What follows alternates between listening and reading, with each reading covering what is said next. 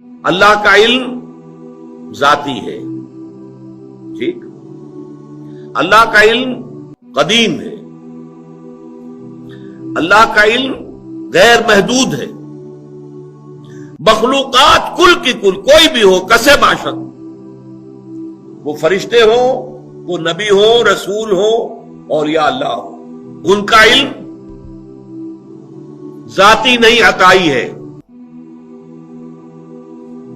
Note کر لیجئے، فرشتوں سے جب کہا گیا تھا ذرا نام بتاؤ تم، تو حضرت آدم کو جو بتا دیے گئے تھے، کیا جواب تھا؟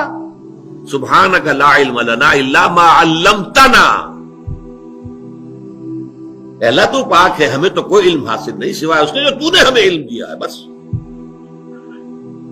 اللہ کا علم ذاتی، مخلوقات کا علم عطائی، اللہ نے دیا جتنا دیا۔ اللہ کا علم قدیم، مخلوقات کا علم حادث، ہم نے کچھ سیکھا، پڑھا، اس سے کچھ علم حاصل کر لیا، کچھ اللہ تعالیٰ نے چلیے ہمیں علم لدنی دے دیا، دل میں ڈال دیا، چلیے وہ بھی ہے، لیکن یہ کہ وہ ہمیشہ سے تو نہیں تھا، نہ ہم ہمیشہ سے تھے، نہ ہمارا علم ہمیشہ سے تھا۔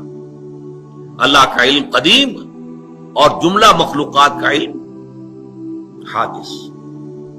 اور نمبر 3، اللہ کا علم غیر محدود، لا متناہی،